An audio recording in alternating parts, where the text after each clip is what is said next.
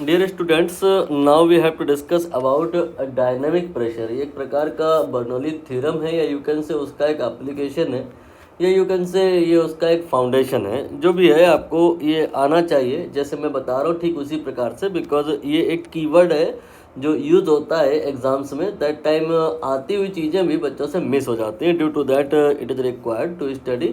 जिस प्रकार से मैं पढ़ा रहा हूँ ठीक उसी प्रकार से बेस्ड ऑन दैट एक एग्ज़ाम एक क्वेश्चन है जो आपके एग्ज़ाम में आया हुआ है।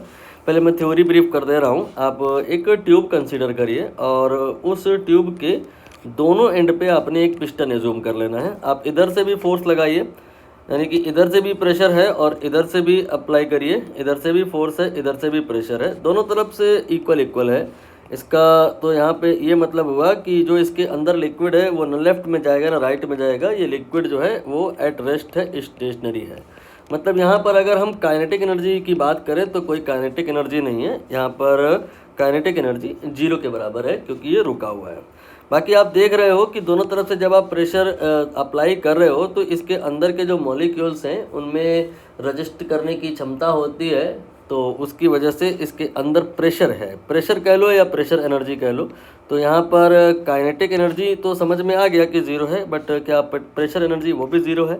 वो ज़ीरो नहीं है। प्रेशर एनर्जी तो ज़ीरो तब होगी जब इधर इधर आप प्रेशर ना लगाएं। But if you are applying pressure P, then here liquid have some pressure energy and it will be equal to applied pressure, it is P over here. now think suppose करिए कि ऐसा हुआ कि आप जो इस ट्यूब का right and है उसको थोड़ा सा लूज़ कर दिए। थोड़ा सा लूज़ करने का मतलब क्या है कि जो आप फोर्स लगा रहे थे वो आप कम कर दिए, जो आप प्रेशर अप्लाई कर रहे थे वो थोड़ा सा कम कर दिए। मैं एरो छोटा कर लेता हूँ, ये मैंने कम किया। इससे क्या होगा सोचिए ध्यान से। ये P डैश जो है अब P से कम हुआ है। ये बहुत आसानी से फील हो जाने वाली बात है कि अब लिक्विड में फ्लो होने लग जाएगा, लिक्विड में मोशन हो जाएगा, क्योंकि अब बैलेंस नहीं बन पा रहा है, इधर से ज़्यादा है इधर से कम है। तो यहाँ पर क्या होगा, इस जगह पर जो लिक्विड है इसमें फ्लो आ गया। तो ये कहना कि अब काइनेटिक एनर्जी जीरो है, ये गलत होगा। काइनेटिक एनर्जी यहाँ पर अब कुछ ना कुछ आ चुकी है, बिकॉज यहाँ पर आपने प्रेशर कम किया है। ठीक है, तो प्रेशर आपने कम किया तो प्रेशर एनर्जी इस जगह पर अब जो है आपकी P डैश के बराबर हो गई। अब आप यहाँ पे एनर्जी कंजर्वेशन अप्रोच ले सकते हो कि दरअसल आप कर क्या रहे हो एनर्जी कंजर्वेशन के पॉइंट से, कि प्रेशर एनर्जी इस पॉइंट पे कम कर रहे हो। तो जो आप प्रेशर एनर्जी इस पॉइंट पे कम कर रहे हो उसके बदले यहाँ पर डेवलप हो जा रही है क्या, काइनेटिक एनर्जी डेवलप हो जा रही है। तो ये जो आप काइनेटिक एनर्जी डेवलप करते हैं ये हाफ रो वी स्क्वायर के बराबर होता है। This is because of what, this is because of loss in pressure energy. तो ये एक प्रकार का क्या है, प्रेशर ही है। ये एक प्रकार का प्रेशर ही है, लेकिन ये स्टैटिक प्रेशर नहीं है। ये उस लिक्विड में आया है या ये उस लिक्विड के करस्पॉन्डिंग है जो मोशन में है। तो इस टर्म को कहा जाता है डायनामिक प्रेशर। ठीक है, ये स्टैटिक प्रेशर नहीं है, ये डायनामिक प्रेशर है। डायनामिक प्रेशर का मतलब this term is corresponding to a pressure जो उस लिक्विड में आ गया है जब वो फ्लो होने लग गया है।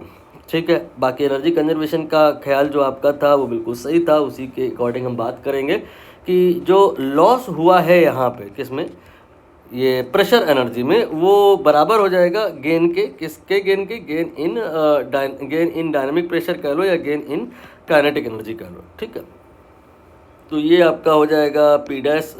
बाद में ये तो कम है ना, तो लॉस निकालने के लिए बड़े में से छोटा घटाइए, तो P में से P डैश घटा लीजिए, ये हाफ रो वी स्क्वायर के बराबर आ जाएगा।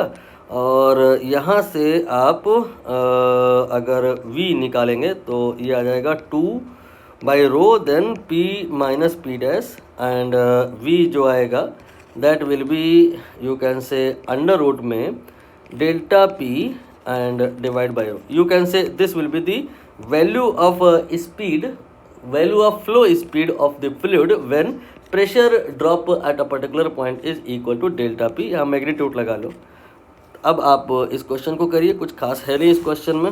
यहाँ पे कह रहे हैं speed of water flow in pipe proportional to पूछे हैं, हमने तो एग्जैक्ट निकाल लिया कि V जो होगा that will be under root में 2 then delta P fall in pressure divided by row.